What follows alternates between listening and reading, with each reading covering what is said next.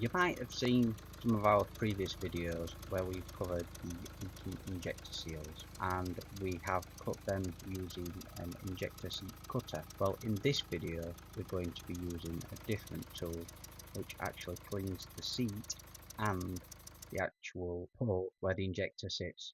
So we get results from this to this. And incidentally, you don't have to cut the injector seat. The tool in question is the Laser 6101 diesel seat injector cleaner, and inside there are various attachments that fit to the drill. I'll walk you through the attachments as we go. So you're probably facing something like this or like this. So first off, we're going to need to remove all of that carbon before we remove the injectors. I'm not going to go into too much detail on how to remove the injectors on this video. With the injectors out and the carbon cleaned off, we're going to concentrate on the ports. So grab the small threaded rod and fasten one of those little bung things that's in the box on the end, and then all we need to do is put that in the injector seat, and this goes inside to stop any debris or dirt going into the combustion chamber. So once it's in, you just unscrew and then it pops out. So grab the extended drill adapter and then selecting one of the wire brushes that's most appropriate for the side of the port, connect the wire brush to the extender. This has a quick release attachment. You will just have to try the wire brushes as they are all different diameters and choose the one which you feel is most appropriate for the application. And then once we've got it attached, we can just connect this to the cordless drill and then carefully just start cleaning the bore. You may find there's a lot of carbon in here, so you may need to do this a few times. I find when you remove the wire brush, if you just clean it down with some brake cleaner and then just re-go again until we've got the ports really clean. This will allow the injector to sit properly in the port so that it doesn't cause any problems in the future. You may need to do this a few times. Just keep going until the port is clear from any carbon deposits that you can see in there. And it is worth between each application to just blow the port out with a suitable airline to get rid of any carbon deposits. And once that's done and you're happy with that, we can move on to the next stage, which is cleaning the injector seat itself. And we're going to use this attachment.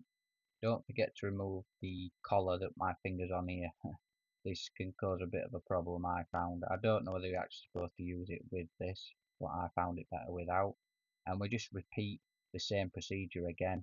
Just keep going, just putting a little bit of pressure down as you clean the seat.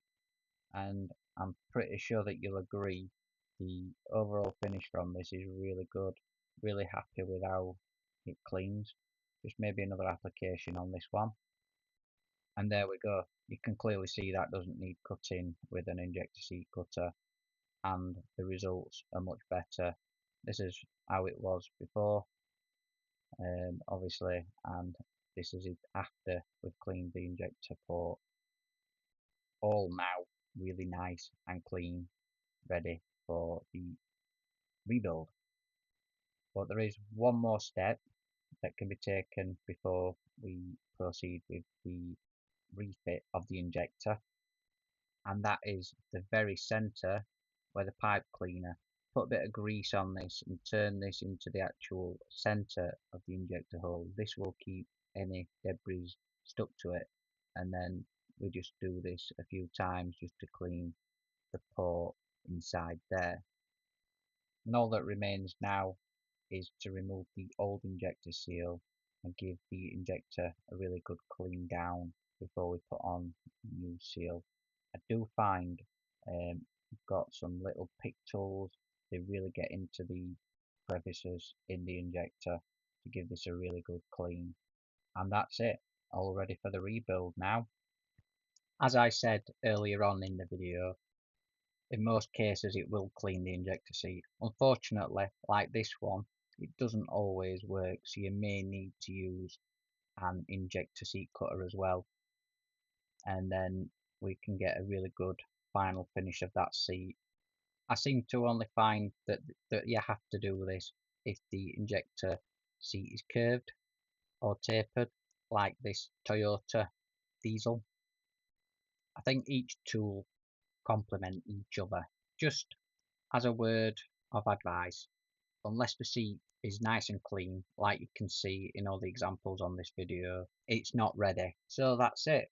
I highly recommend this tool, very good value, and would use it in conjunction with a diesel seat cutter, and just make sure that the end result is really clean, and then all that remains to do for you to do is to refit the injectors, and fingers crossed it should sound something like this.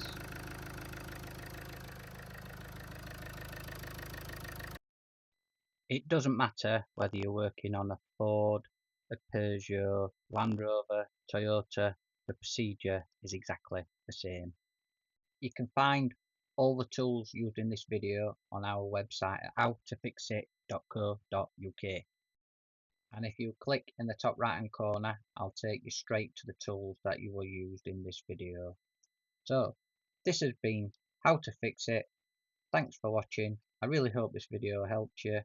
Why not check out some of our other great videos, and we'll see you over there shortly.